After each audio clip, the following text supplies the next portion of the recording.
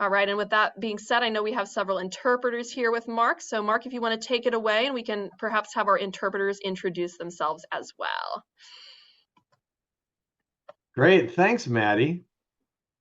Hello to everybody, and welcome to the Pathways Planning and Insights webinar on planning for college.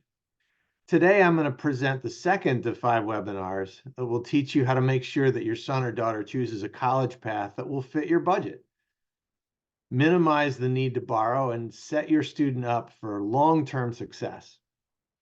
First, I would really like to thank NextGen Personal Finance for supporting the speaker series and providing the funding for tonight's webinar. My name is Mark Salisbury, and I specialize in working with families that need help figuring out the college admissions process. Tonight, we're going to talk about prioritizing financial fit throughout your college search so that I can show you the ways that anyone, no matter their budget for college, can afford to pursue a college degree.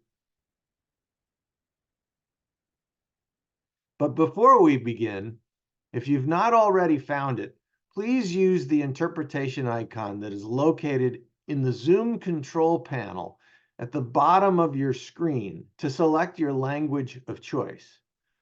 You can listen to this webinar in English, in Spanish, in Mandarin, or Cantonese.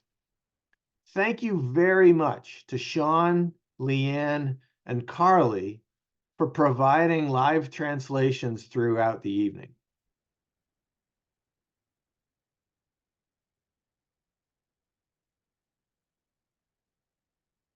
Here is our agenda for tonight.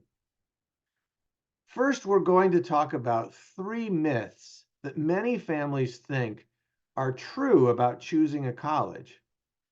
Unfortunately, believing these myths sets up thousands of families to make decisions that ultimately cost them a great deal in money, success, and happiness.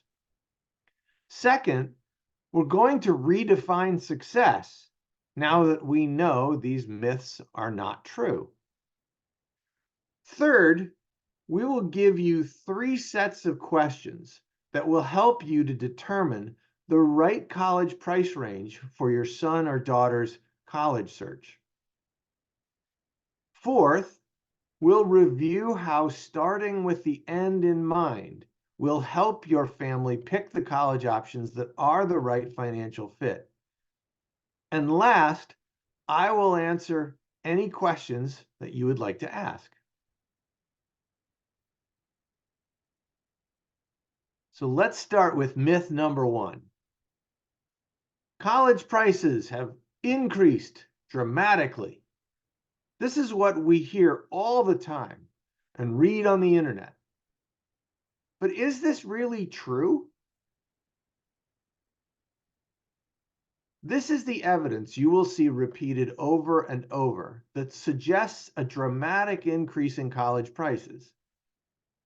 You can see in the graph on the left the way that college tuition and fees has gone up much faster than many other goods and services in the last several decades. Sticker prices have increased 3 times the rate of inflation. As a result, 70% of students borrow to go to college, and the average amount that students owe when they graduate from college is more than $37,000. This has influenced a lot of people's opinion about whether college is even worth it. Last year, only 1/3 of young adults thought that if they had to borrow to go to college, then it wouldn't be worth it. But notice something important. This data point is focused on the sticker prices.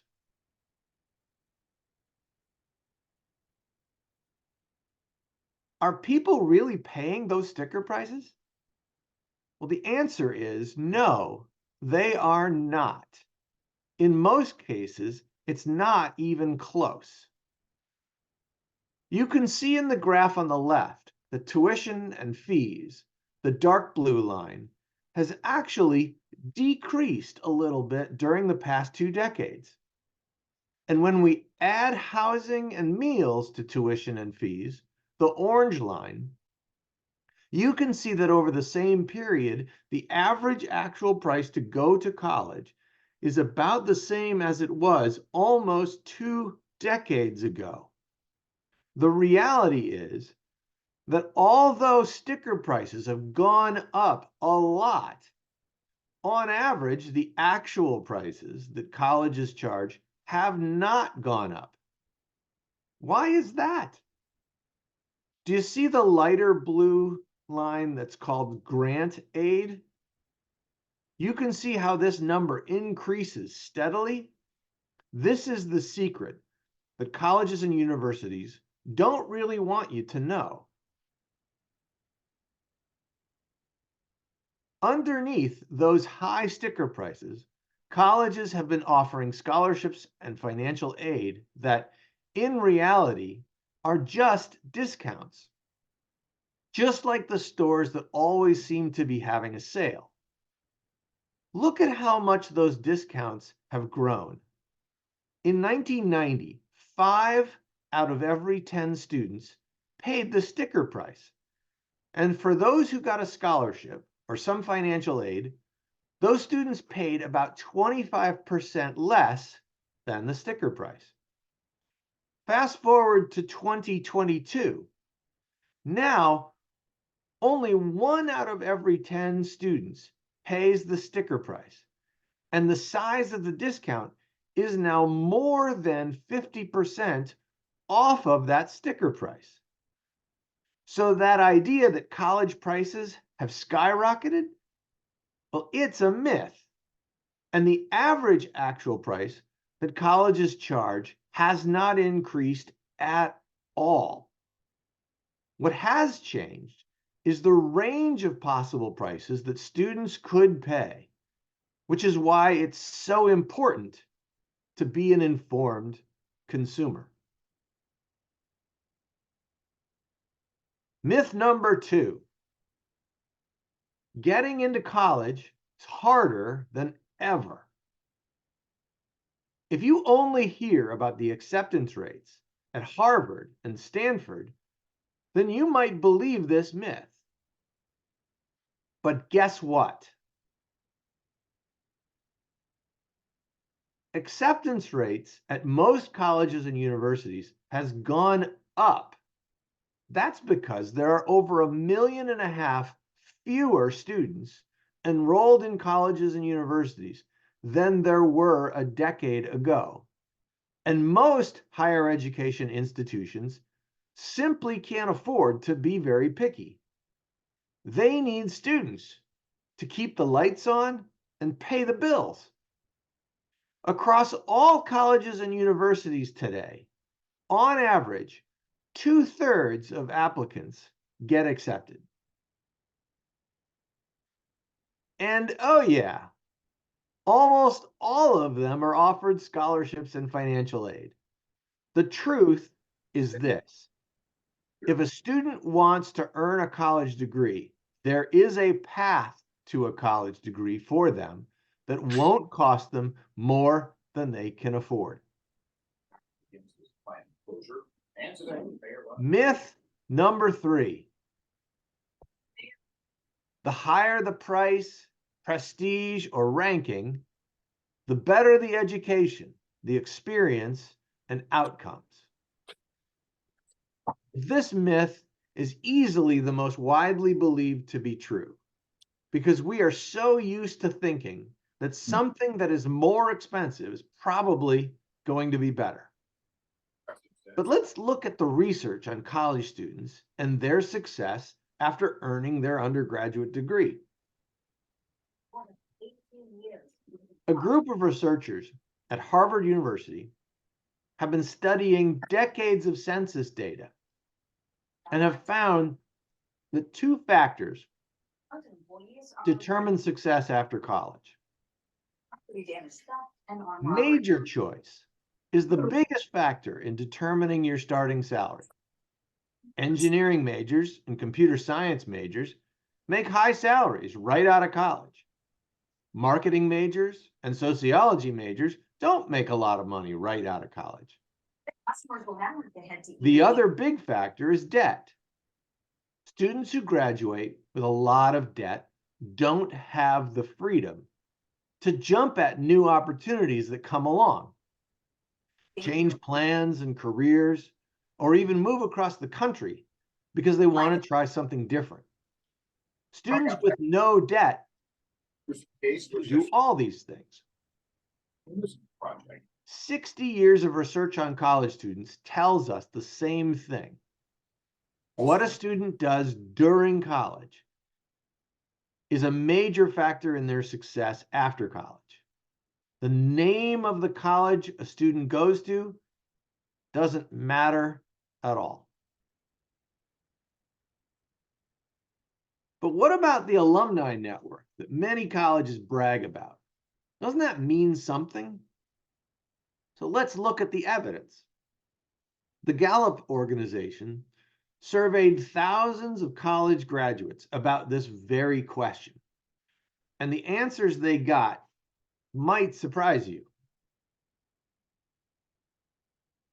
Only 1 out of 10 college graduates said that their college's alumni network was helpful or very helpful. And 7 out of 10 college graduates said that their college's alumni network didn't really matter much. Why? Because it turns out that the alumni networks aren't nearly as influential as colleges make them out to be. And on top of that, it turns out that successful adults build their own networks by working hard, building relationships, and establishing themselves with a positive reputation. The alumni network didn't really matter at all.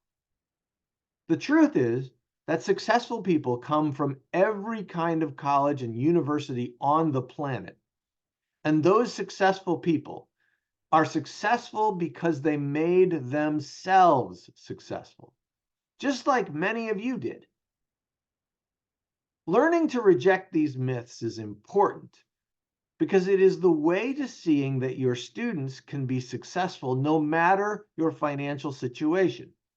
And as you help them focus on what is true, they are developing exactly the character traits that will make the difference in them being successful young adults. So now, let's redefine success. How should we define success after high school? Of course, success isn't just going to college, because if your student goes to college but doesn't finish, then they'll have nothing to show for it. Success isn't just finishing college either. Yes, your student might have a college degree, but a college degree by itself doesn't guarantee anything, especially if your student borrowed a lot to pay for college. A successful outcome of going to college has to include learning and growing and graduating with no financial constraints. Why? Because you want your son or daughter to have the freedom to consider a wide range of opportunities after they graduate from college. Maybe they want to move to another part of the country, or maybe they want to start their own business. We all want our children to have the broadest range of options, and we especially don't want them to have to turn down a wonderful opportunity just because of the debt that holds them back. Now, let's talk about how to build your financial fit. My goal for this section is to show you how to determine what your college price range should be. I will share with you the questions you need to answer for yourself and your student. I'll also show you some resources online that you can use. One of the most important things to know about colleges and universities in the United States is that they operate in a marketplace. And even though they would like you to think that they are somehow above the behaviors of people and organizations that are scrambling to succeed in a marketplace, the reality is different. The college admissions marketplace is just like every other high stakes and pressurized market environment. As you can imagine, if you don't know that you are walking into an active marketplace, or you don't know the unwritten rules of that marketplace, the experience will be pretty stressful, and the outcomes might not be so good. So what are those rules? It's pretty simple, actually. Everyone here has probably experienced this kind of environment more than a few times. The colleges are businesses, and overall, they want you to pay more than you'd like to pay. You want to get a good value, which means you want to pay less than they want to charge. And you both need to make a deal. Your student needs a college degree. The college needs your money to pay the bills. The reality for you as a consumer is that the range of prices that you could pay is wider than ever, from less than $5,000 per year to more than $85,000 per year, all for that same first year of college. For almost everyone, there are schools that fit their price range and schools that won't. With that in mind, let's look at the traditional guidance for how to conduct a college search. Colleges, many so-called experts, and most of the information on the internet will tell you that the way to begin your college search is to start by looking at colleges and finding the ones you like. This type of advice tells the public to look for colleges where their student just feels like they fit in. So most people follow that advice and start looking on the college's web pages, on college rankings, maybe an online review of schools, and maybe even traveling to visit different colleges and just see what their reaction is when they step on that campus. And this is where consumers can so easily get sucked into paying more than they should pay. This is the way the college admissions process works. Students and families start with thousands of possibilities and start choosing colleges that they like. Can you find out accurately what your price might be at this point in the search process? No. Then they narrow their list to the colleges they like and finally decide on the colleges they choose to apply to. At this point, can they find out their actual price? No. It isn't until after they find out which colleges admit their student that they find out what their price will be. And if you follow this guidance for conducting your college search, you are almost certain to have schools in your final list that won't ever fit your price range. And you're almost certain to have skipped colleges that are exactly the price you are looking for. This makes it incredibly hard to shop for college with the certainty that the colleges you are considering are also a financial fit. So reverse the process. Before you start looking at colleges or rule out some colleges, figure out your price range first by answering these 3 questions. 1, what can I afford to spend on college? Number 2, can I get someone else to pay for some or all of my college education? And where does your line need to be? In other words, even if you choose to borrow to pay for college, what is the dollar amount? What is the number that you simply cannot go beyond, simply should not go above? Here are 4 questions that you need to answer to determine how much you can afford to spend. When you answer these questions, think about the total cost of going to college for 4 years until your son or daughter earns their degree. First, can your student work during the summer? Sorry? A summer job brings in several $1,000s to be saved to pay for college every year. 2, can your student work during the school year?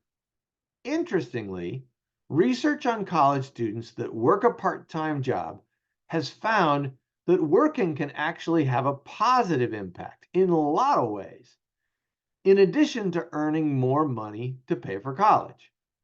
Now, that research is very clear about keeping the number of hours to a manageable number of hours per week and working in an environment that is connected somehow to the field that you want to study or the career you want to pursue. But the notion that working in college is somehow negative just is not supported by the research on college student success. Number 3, can you help your student with some financial support? If your student moves away to college, then you're likely to spend less money on groceries and other things that are required to care for your kids.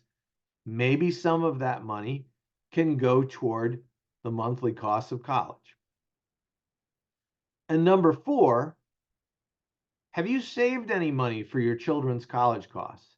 If so, how much have you saved and how much can you allot each year for their college costs? Now, this is really important. Try really hard not to judge yourself when you're working on these numbers. There are fantastic college options that are very inexpensive.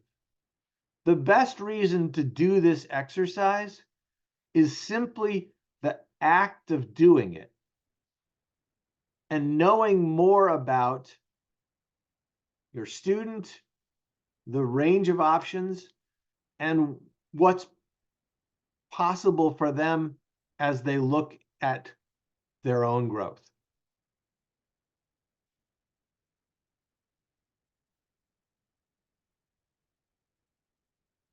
Next, there are lots of sources of free money to help you pay for college. Don't forget, in addition to these options, in most cases, the biggest source of free money is the colleges themselves that give out lots of scholarships and financial aid to entice students to enroll.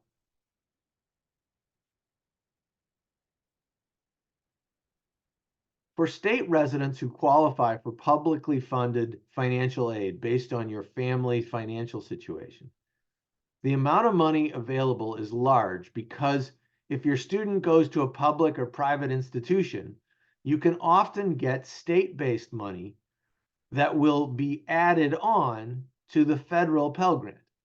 In California, you have the Cal Grant, you have a smaller grant called a middle class grant. Put all that money together, and it's far more than just a Pell Grant. There's another grant in different states like this. In Illinois, there's a grant called the MAP grant. In New Jersey, there's another grant that I forget the name of at the moment, but it's a state-based grant.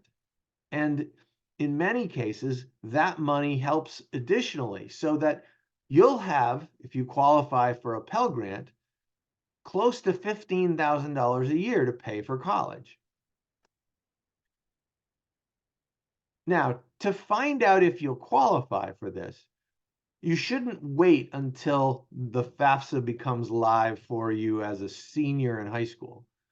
You should use the financial aid estimators that are available. There's one on the studentaid.gov website where the FAFSA is found that will give you an estimate of whether you qualify for a Pell Grant and how much. There are others that are privately run that are free that will help you get a much clearer, much more precise estimate of your FAFSA result, which is called your Student Aid Index. Those numbers can be very helpful in understanding what other kind of aid you'll qualify from public sources like the states and the federal government. By the way, the URL, the link for the estimator at the FAFSA site is studentaid.gov/aid-estimator. Now, number two, there are many companies today that will pay for your student's tuition if your student works for that company. Home Depot, Amazon, Chipotle, Starbucks, Walmart, Target, Pepsi, Taco Bell. The list is a very long one. In fact, the most recent study said that almost half of medium and large corporations have a tuition reimbursement program. So your student could take classes part-time while working and getting their college education for free, and then maybe use that money that they've saved up from that job to go off and go to school full-time. Of course, the federal government has something similar, although not quite identical. If your student joins the military or even participates in the Reserve Officers Training Corps, ROTC, then your student can access large grants to pay for college. Even though joining the military means putting off college for a few years, the trade-off is twofold. Your student learns a lot of skills that will be very helpful in life, and your student will receive access to large grants, tens of thousands of dollars, to pay for college after their time in the military ends. Finally, almost every state in the US has one or more programs that will pay your students' loans back for you in exchange for taking a job in a particular profession in a particular part of that state. Most common, individuals in the medical profession and the legal profession, and sometimes in the teaching profession, can get most and sometimes all of their student loans paid for through these programs. So if your student wants to be a nurse or a physician's assistant or a teacher or even a courtroom stenographer, this is well worth investigating. In many cases, you don't even have to live in that state. This is not like the difference between in-state and out-of-state tuition for students. In many cases, the states are simply unable to fill all of the healthcare professions in small and rural communities. And for example, in Wisconsin, all you have to do is get one of those jobs and then write an essay that says what that town would have to do to make it so you'd want to stay there. That's literally all it takes. And that program pays off up to $50,000 in student loans if you work for 3 years. That seems like a pretty fair trade.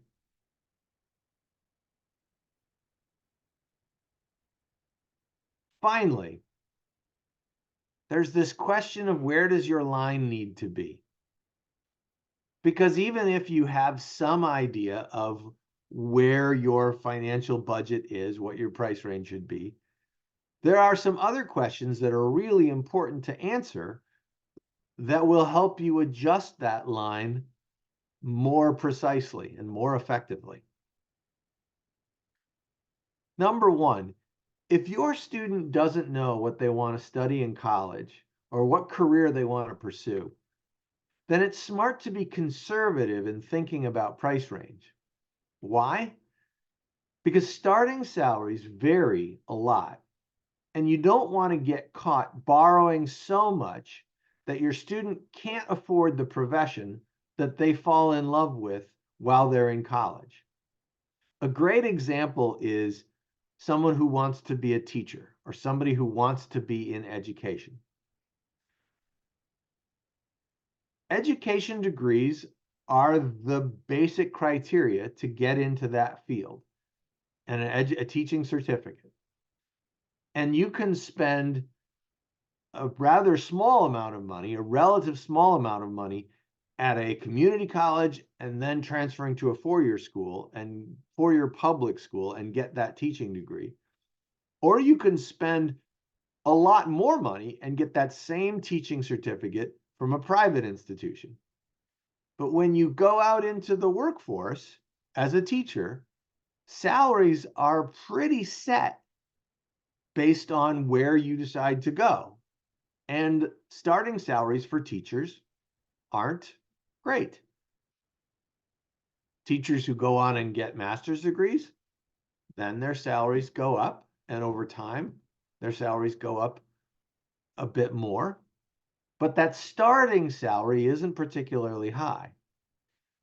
So if your student doesn't know what they want to do, and there's a chance they might want to pursue a profession that doesn't pay a lot at the beginning, it's really smart to be conservative and try to make sure that you don't end up in a situation where you're already accumulating debt that will become more than what that student can afford to pay back if they choose a profession like teaching or social work or marketing.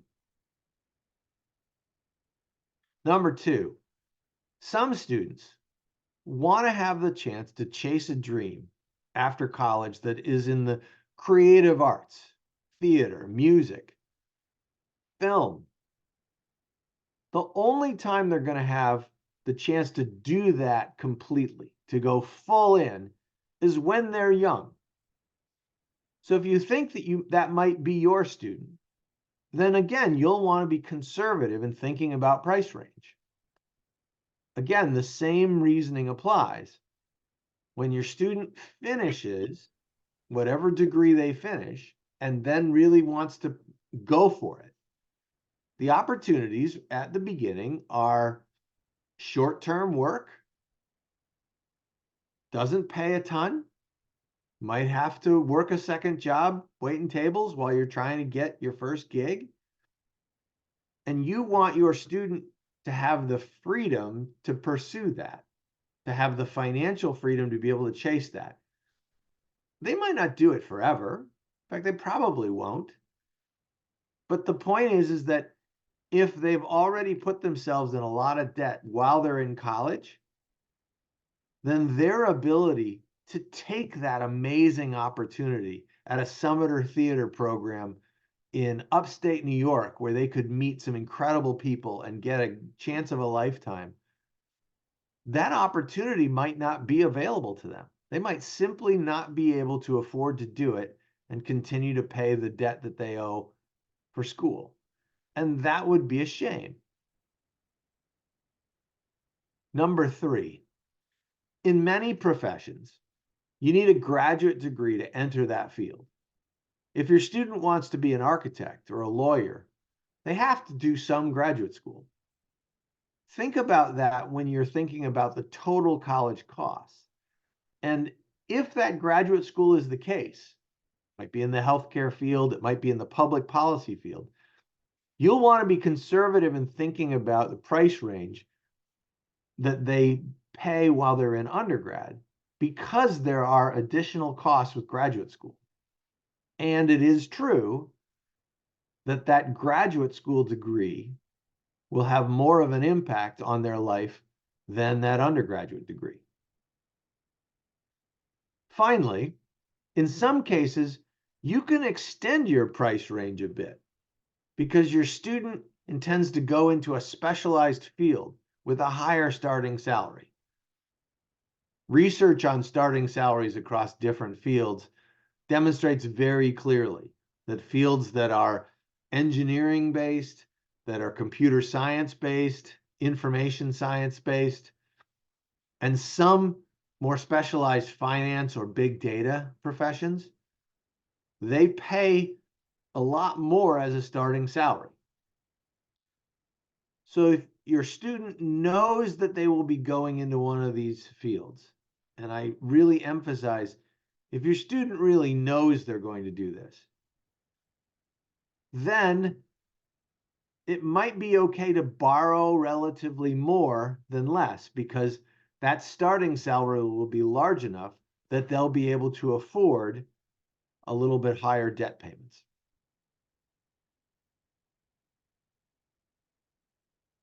Once you've addressed each of those questions as a family, you've put yourself in a much stronger position to ensure that your son or daughter will end up at a college that is a good financial fit, and that you'll really be able to afford college in such a way that doesn't compromise other financial opportunities and financial plans that you have. I want to leave you with 4 really important points. First of all, you have far more control than you think. This process doesn't have to feel powerless. You can take back some control by putting financial fit at the beginning. Number 2, start with you and your resources. The colleges want you to start by shopping without knowing your budget. That lets them sell you, pull on your emotional heartstrings, and get you to forget about your budget. That doesn't make them evil. That just is the role of the seller in a marketplace. If any of you are in businesses where you're selling something, you'd be lying if you said that you would never be happy if someone paid a little bit more for the thing you're selling. It's just the nature of a marketplace. But if you start with you and your resources and focus there and answer these questions first, you'll be in a much better position to resist those sales techniques and stay focused on the long-term goal. Number 3, all on its own, remember, this is a marketplace. And all of the rules of a marketplace apply here. And number 4, please remember, there are many paths to adult success. Now that we have some really good research on the lifetimes of people, all the way from their education and then into the middle and the culmination of their professional lives, we see that life is just in no way linear for anybody, successful or not, or anything in between. There are many paths to adult success. There are millions of examples of people who have succeeded in life and work and who didn't go to the most expensive and prestigious colleges. Please remember that. Finally, I want to share with you some tools, some online tools that you can use as you think more carefully about your price range and what it should be for any education after high school, and then figuring out which colleges and universities will fit that price range. First, the U.S. Department of Education has a website called the College Scorecard. This site has not just the sticker prices of the schools and not just the average overall prices that students charge or that colleges charge students, but they also have average prices across several different categories of family income. So you can start by looking at individual schools and then looking to see across different income brackets what people on average pay. And this can be really helpful in showing you schools that might be closer to your price range and schools that really aren't going to be. Second, there is a platform called Tuition Fit that's free. And what it does is it has been maintaining a single central data set of the actual prices that colleges charge individual students. It's been doing this by making it possible for the public to share securely and anonymously the financial aid offer letters they get from the colleges that accept their students. Tuition Fit puts all that data together, and then you can go to Tuition Fit, and when you're building a list, you can plug in what your price range is and your individual circumstances, and you'll be able to find out the kinds of schools and individual schools that are charging students like yours in your price range. It also allows you, when you get to the end of the college search process, to compare the offers that your students get with offers that other seniors in high school are getting right now, and to see what kind of prices people are getting and be able to make an assessment of whether you've got a fair price. Third, federal student aid, which is at studentaid.gov. They have a place, they're the place where you go to fill out the FAFSA. And for those of you who have seniors, you have had the pleasure of exploring the new FAFSA.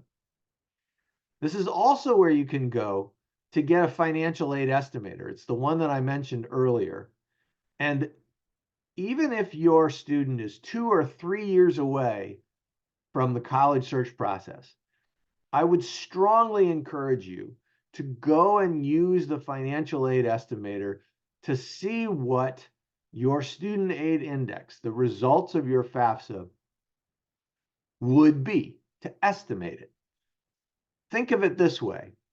You pay attention to your student's GPA, and you pay attention to it because you know that the colleges, when your student applies, the colleges look at that GPA and make a judgment about your student's academic ability. At the very same time, the colleges look at FAFSA results, look at your student aid index, and make a judgment about your financial situation.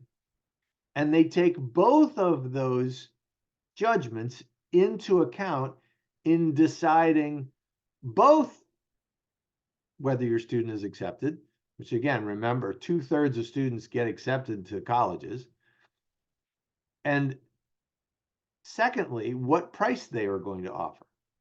So knowing what your student aid index will be several years ahead of time will help you immensely think about which kind of colleges you ought to consider in your list. Fourth, there is a site called mycollegecorner.com. It's a free site, and they have a student aid estimator that is a much more precise version of the student aid index estimator than the one that's at the federal government site. The federal government site seems to be more designed to just do it fast and get an estimate on whether you qualify for a Pell Grant, and is less interested in giving you an estimate, a precise estimate of your student aid index, particularly if you don't qualify for a Pell Grant or a Cal Grant or any of the other state and federal aid. My College Corner gives you a much more precise student aid index. They don't keep your data. It's all anonymous, so you can go in and use it without worrying that your data is going to get sold to the highest bidder, and you'll suddenly get pounded with spam.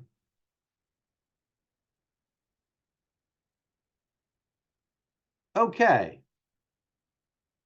I gave you a lot in this webinar that I hope you found useful, but I suspect that there are plenty of questions. And so what I'd like to do for about the next 10 minutes or so is to open up the virtual floor, I guess, and offer the chance to anybody to ask any questions that you have. Maybe it's something that I said during this presentation that struck you as curious or didn't make sense, or you need me to dig into it with more detail? Or maybe it's something else that you've encountered in the college process, especially as it relates to making the finances fit, that you would like to ask about. Go ahead and put your questions into the chat. We'll look at them. We'll try to organize them and answer them as best we can. And Maddie, again, thanks for being in charge of sort of running the ship from behind the scenes, putting stuff into the chat. I know that there's one question that I hear a lot, and one of the questions is about whether people should fill out the FAFSA at all. And it's a reasonable question. It's really important to understand that, and we'll talk more about this in one of the other webinars coming up, that the federal student loan system, while it's had a lot of problems, that was pretty well documented, it's also a much lower interest rate than what you would find for loans in the private sector. And there are programs for loan forgiveness that are actually pretty nice now. So the only way to access the federal student loans, is to complete the FAFSA. So if you think that your student might want to borrow some to go to college, to pay for college, the first loans you want to consider are going to be the federal student loans, because they are much more advantageous to you than anything else on the private market. And the way to access those loans is simply to complete the FAFSA. That's all you have to do. So the only reason to not fill it out ever would be as if you already know you're going to pay the price, whatever price they give you. You're going to write them a check right out of your bank account. You will never need loans. You will never need any financial assistance in any way because you've got the money for it. Okay, here's a great question. Do financial aid programs take into account retirement funds or parents' age if they are near or retirement age? There are two financial aid programs / forms that colleges and universities use. And one asks for far more information than the other. The FAFSA, the one that we all know and love and talked about a little bit already, it does not ask for information on all of your retirement. Now, I have to say, underline the word retirement and point out that money that is in designated retirement accounts. It can't be that you just have own a whole block of houses and then you call that your retirement. That's a different beast. But in terms of 401ks or pensions or IRAs, all of those kinds of things, that's stuff that you don't have to report on the FAFSA. However, there's another form that about 200 colleges use, colleges and universities, and they are the colleges and universities that you've all heard of. They're the Stanfords. They are the Harvards. They are the brand names that are very well known. They use a form called the CSS profile. And on the CSS profile, they absolutely ask about all of your retirement funds. They want to know every single thing about you. And many of the schools take that into account in some way. Now, the question that you also asked here was about if the parents are near or in retirement age. Retirement funds that have been accumulated aren't considered if they're in a 401k or any of those designated instruments. And then once you've retired, those funds are still in those instruments. So they're still not counted. There might be some income that you get from a variety of sources. You might have some other income, and that still has to be reported. But that's not the biggest thing to be concerned about, certainly, right? So I hope I answered that question well. You have a question about the FAFSA. Is it beneficial to have our student fill out the FAFSA as an independent once they're over 18? Okay. This is a concept that has got a whole bunch of issues with it. This notion of students being independent or dependent. I am a parent, like all of you, and I have plenty of moments that I can point to with my kids where they have declared themselves independent. In other words, they've just said, I don't want to listen to you anymore, Dad. I'm independent. That is not the same as independent and dependent for the purposes of the FAFSA. For the purposes of the FAFSA starts with the presumption that undergraduates under the age of 24 are dependent students. So you cannot just simply declare yourself independent. If you have a unique situation where the student really has been living on their own, paying for all of their own expenses while they're in high school, there's a series of questions that the FAFSA asks to identify whether that student is in that case. And then there's a sort of subset of questions that that student gets taken to. But a student cannot simply say, I'm 18, I'm independent. And here's, I guess, one of the big reasons why. One of the things that will come out first is the student will be asked, okay, let me see your tax returns. And that student will say, I don't have any. I was on my mom and dad's taxes last year and the year before. The question ends right there. At that point, it's, you're a dependent. So the student cannot just decide to be independent.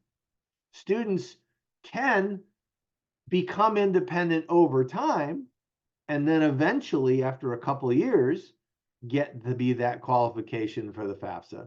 But that's 2 years out. And that in-between stretch, not really fun. Okay. Does the FAFSA look at treasury accounts like CDs? The FAFSA asks for you to report all of your assets, not including your primary residence. So if you have CDs, if you were to have treasury, if you were to have bonds, if you were to have stocks and investments of any kind, you have a portfolio of those things. Yes, that's stuff that you have to report that you have. And that does get taken into account in the FAFSA formula.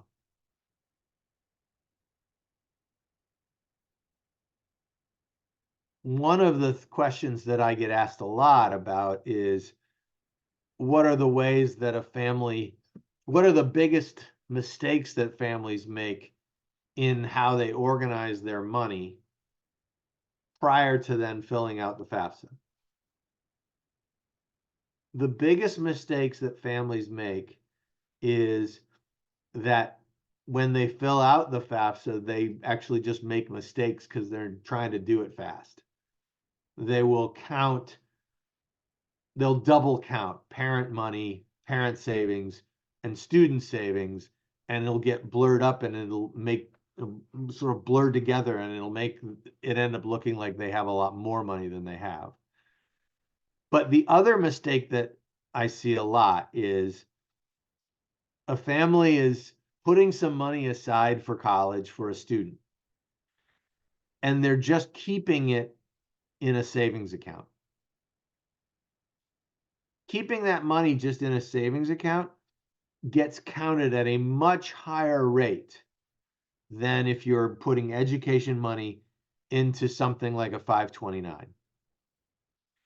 And the reason why I bring up 529s is because the most recent version of the FAFSA they made a pretty substantial change. It used to be that if the student was a beneficiary of a 529, it didn't matter who owned that 529, the student was a beneficiary of it and you had to report it. In the new FAFSA, if the student is a beneficiary of a 529 that is owned by someone outside of the immediate family. So for example, a grandparent owns the 529 and the beneficiary is your student. That does not need to be reported on the FAFSA at all. It is ignored completely. So if you have some savings for college for your student and you have it in a savings account, speak to a financial advisor, speak to someone you trust who can help you consider whether it's possible to put that money into another account that then doesn't get counted on the FAFSA. Now, I want to add one piece to this that's really important, and then I think we're going to have to end for tonight, and that is this. There's a whole lot of talk and a whole lot of stuff on the internet telling families you got to do all kinds of things and spend all kinds of money to try to do anything you can do to reduce your student aid index. It used to be called the expected family contribution, reduce your EFC. You will find hundreds, probably thousands of people out there, businesses and the like, with all kinds of different plans to help you reduce your EFC, now called your SAI.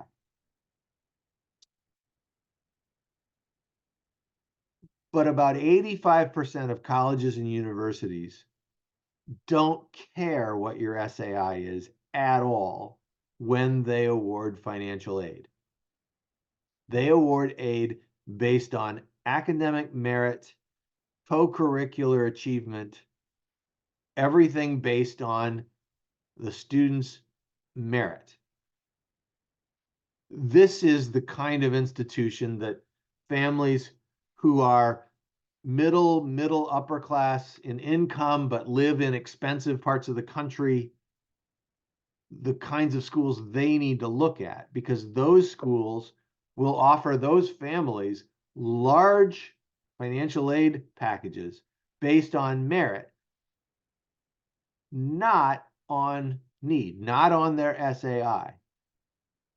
So you could spend all kinds of energy, and worse yet, tens of thousands of dollars to try to do some things with your family finances to reduce your SAI, what used to be your EFC, your expected family contribution, and now reduce your student aid index. And then your student starts to look at schools and eventually goes to a college that awards aid based on merit instead of need. And all of that money you spent to reduce your SAI was an utter waste. So be really careful about folks that are selling you on the idea that you have to reduce your SAI. You have to reduce that outcome, and that will save you tens of thousands in financial aid. It's possible that it might, but only 6% of all college students go to schools where it's very selective, where they give aid based on need. And of those schools, they all use the CSS profile in addition to the FAFSA. So it doesn't matter what your SAI is, because that school's got a whole bunch more information and they're asking a whole nother set of questions. And they will come after giving you a price that they think you can afford. And again, all that money you spent trying to reduce your SAI was wasted. So please be very careful about that. Okay. Maddie, I think we are about at time. thank you so much to Carly, Leanne, and Sean for interpreting everything that I